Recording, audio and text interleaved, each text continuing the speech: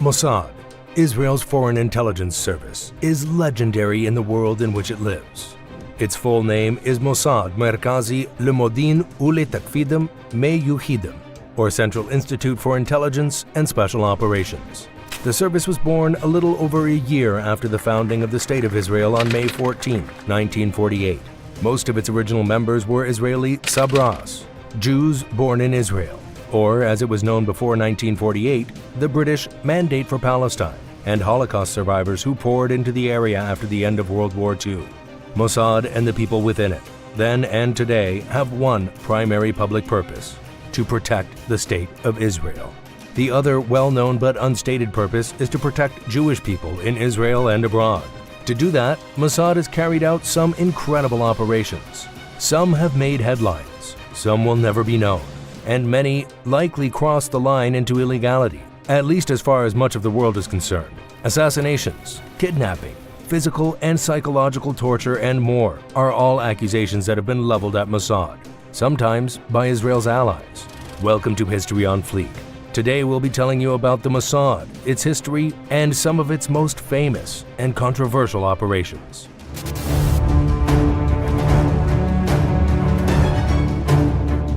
Mossad was founded formally in December 1949. Before that, the Jews who wished to establish a Jewish state in what was known as Palestine relied on skilled men and women in the various Jewish guerrilla groups who had been fighting the Palestinians and sometimes the British for years. The biggest group was the Haganah, Hebrew for defense, and it was established following a Palestinian uprising against the British and the minority Jews of the Mandate from 1936 to 1939.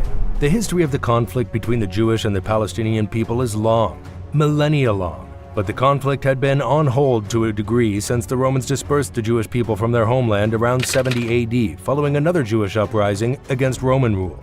You may have heard the term diaspora when referring to the Jewish people who had been forced to leave their homeland. The term is also used for other groups who have been forced, either by force or economics, to leave their homeland.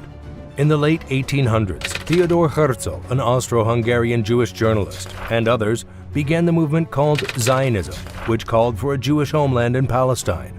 By the early 1930s, a considerable number of European Jews, motivated by both the promise of their own state and the rising tide of anti-Semitism in Europe, had arrived in Palestine.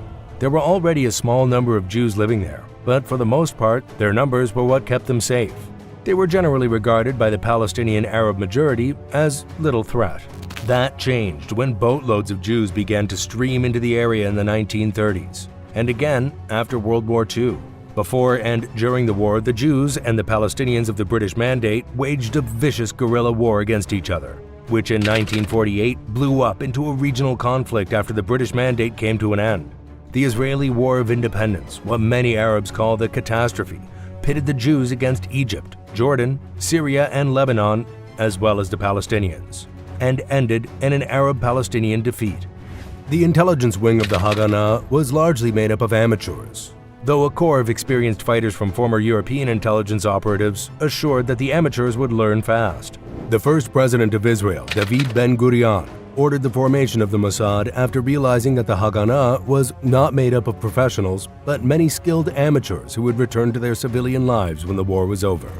He and many others realized that in order to be prepared for the inevitable next attack on the new country and its citizens, a full-time intelligence service was needed. Mossad is one side of a formidable intelligence triad. The other sides are Shin Bet, the domestic counterintelligence and counterterrorism agency, and Amman, the military intelligence of the IDF, or Israeli Defense Forces.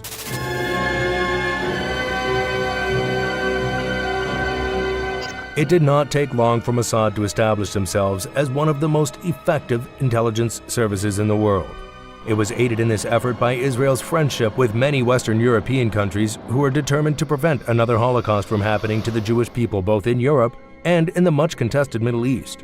However, the Mossad's biggest ally was the American Central Intelligence Agency, the CIA. The CIA provided training, equipment, and cash for the Mossad, as well as much vital information. However close these agencies and nations are, they both have one primary goal: the protection of their citizens, interests, and state.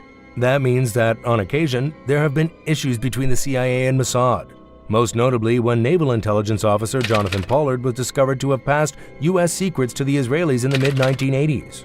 The two agencies were again at odds during the 1956 Suez Crisis, when the Israelis, along with British and French paratroopers, seized the Suez Canal after threats by Egyptian President Gamal Abdel Nasser. The U.S. had warned all three countries not to take this action, which it believed would slow or halt a significant amount of world trade. The crisis ended with Israel achieving some of its aims, but not all, and it caused a temporary rupture between the U.S. and the Jewish state. From 1949 to 1960, Mossad quietly went about its business, collecting information from around the world, but specifically its hostile Arab neighbors, all of whom vowed the destruction of the Jewish state.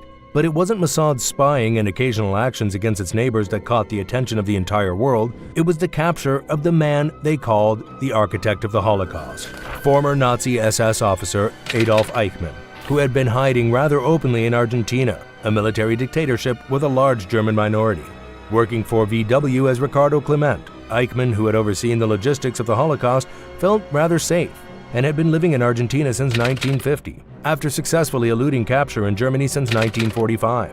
Mossad agents had received tips that Eichmann was in Buenos Aires and sent a team to carry out what became the most famous operation in Mossad history. After watching their suspect for days and realizing he kept to a regular schedule, Mossad and Shin Bet agents grabbed Eichmann off the street, took him to a safe house, interrogated him, and then sedated him and smuggled him aboard an Israeli El Al Airlines plane back to Israel.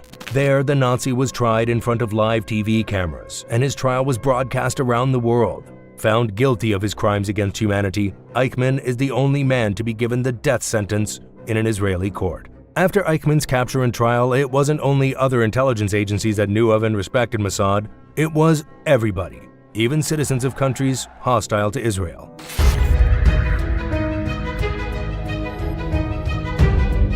After the capture and trial of Eichmann, Mossad continued to stun the world, though some of its actions were only discovered outside Israel after they happened.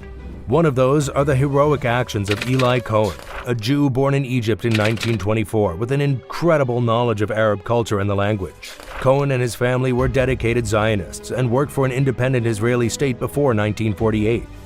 Cohen was recruited by Mossad in 1955 and was eventually sent to Syria in the hopes of becoming a double agent within Syrian military intelligence. Cohen led the life of a much-valued Syrian agent from 1961 to 1965, all the while supplying Israel with information not only on Syrian intentions, but Arab intentions in general. He was finally arrested by the Syrians, tortured, and hanged publicly in 1965.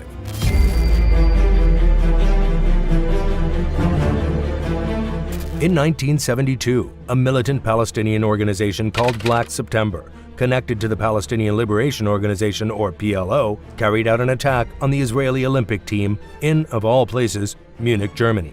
The members of Black September and other militant Palestinian organizations carried out low-level guerrilla war and terrorist activities against Israel and Israeli citizens for both the establishment of Israel and the continued dispossession and oppression of their people by the Israeli government. The German police attempted a rescue operation, which went bad right from the beginning, and 11 members of the Israeli team were executed. 1 West German police officer and 5 Black September members were killed as well. 3 Palestinians were taken prisoner.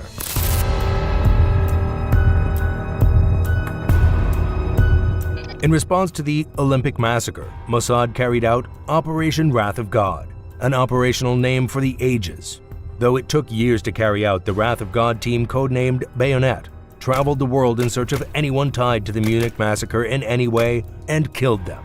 With bombs planted in phone handsets, a commando operation in Lebanon which resulted in the deaths of 3 Palestinian terrorists, and 7 years later, the mastermind of the Munich operation in a car bombing. Unfortunately, an innocent man was killed in Norway, and Norwegian intelligence rounded up the Mossad agents responsible, which caused a temporary halt to the operation and much criticism of Israel, but revived it in 1979 when they planted the car bomb and killed Ali Hassan Salameh, aka the Red Prince.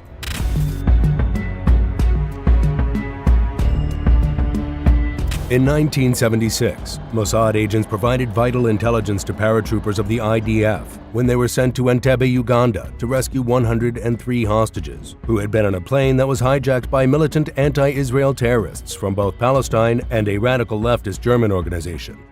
The raid was a spectacular success, made headlines all over the world, and once again brought Mossad into the public consciousness.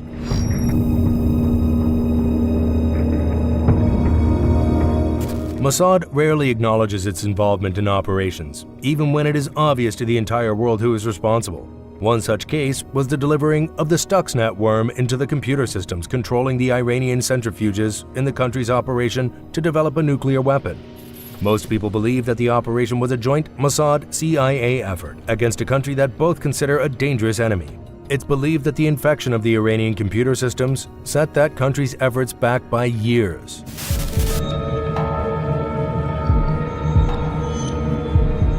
In 1996, Shin Bet and Mossad killed the chief bomb maker of Hamas, another militant Palestinian organization.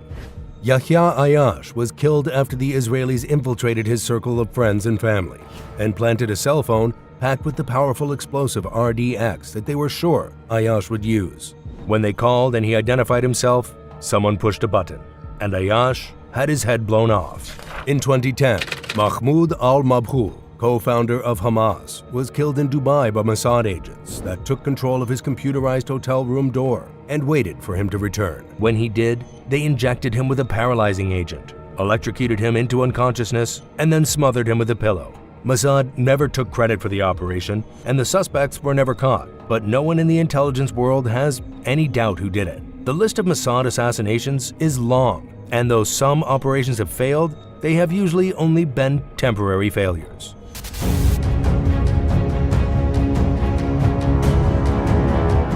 In 2016, Israeli reporters dropped a bombshell. Mossad had been running the infamous Nazi commando Otto Skorzeny, who had escaped U.S. custody in Germany in an audacious escape. Skorzeny, Hitler's commando and once considered the most dangerous man in Europe by the Allies, was given a choice by Mossad: carry out an operation or two for us, or die. It is thought that Skorzeny killed a former Nazi rocket scientist working for Israel's then enemy Egypt in 1962. Other deaths attributed to Skorzeny and Mossad have never proven, but are strongly suspected. This is History on Fleek, and we'll see you next time.